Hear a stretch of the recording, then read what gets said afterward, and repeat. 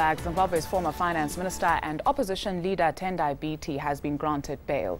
He's facing charges over his alleged role in violence post the election. Biti was arrested as he tried to flee to neighboring Zambia in a bid to seek asylum. I'm joined in studio now by Glen Mpani from Sikamo Political Campaigns and Advisory. A refreshing Friday morning to you. Good morning. How are you doing? Well, thank you. So let's talk about this.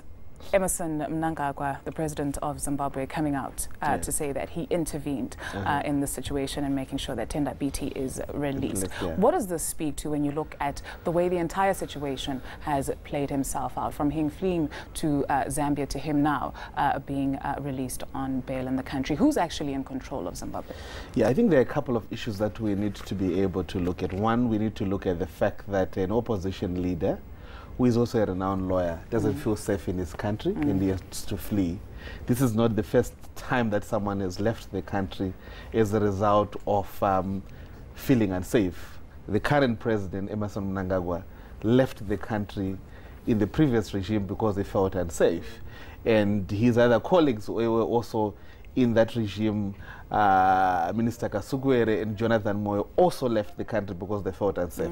So the current situation in Zimbabwe at the moment is any leader or any individuals who feels that their views that might not be tolerated by the regime, they feel unsafe. The second level that one needs to look at is our justice system. I think in an environment where the justice system is dispassionate and able to deal with issues fairly, I don't think anyone should feel unsafe, because the charges that are being brought against him are, one, for him inciting violence, and two, for announcing results unofficially. I think he could have been able to present himself before the courts. But because there is a deep sense that there is a hand that is running the affairs, he felt unsafe. The third problem that we have is the regional dynamic. I think if one leaves the country and goes to seek asylum, the way the Zambian government dealt with it, I think leaves a lot to be desired. He had sought asylum, they had rejected it, they appealed.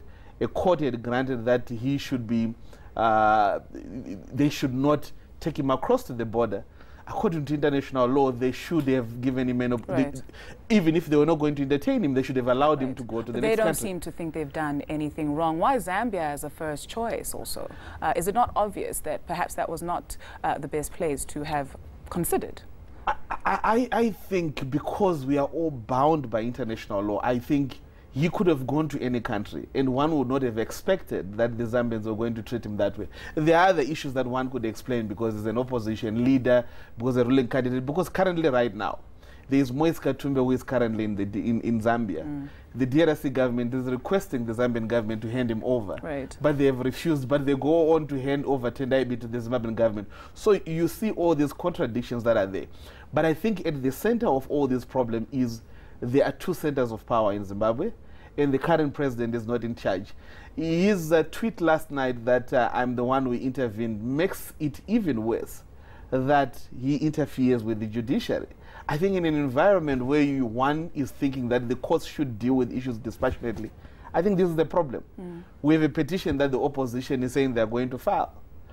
Is he going to intervene to decide on the merits or demerits of that petition? Right. When you look at the silence of African leaders, what does that speak to? We do know that President Cyril Ramaphosa of South Africa is going to Zambia this weekend. Is this something that will be high on the agenda, or should be high on the agenda?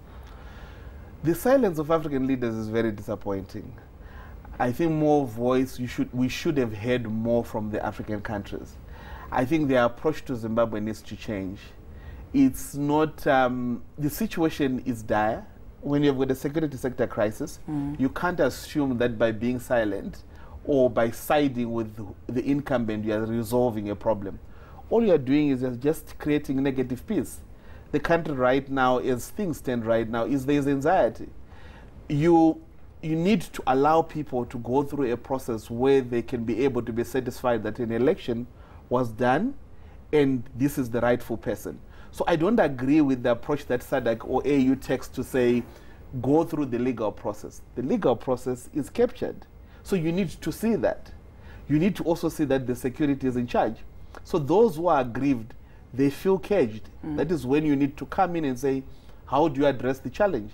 So the court process needs to be dealt with dispassionately. Very quickly for us, of course, people on social media taking the mickey out of Mr. Mnangagwa's intervention. What have you intervened in today to make sure things go right? I won't put you on the spot. Thank you so much. I appreciate it. Thank you very much for your time this morning. Glen Mpani is from the Sikamo Political Campaigns and Advisory. Do stay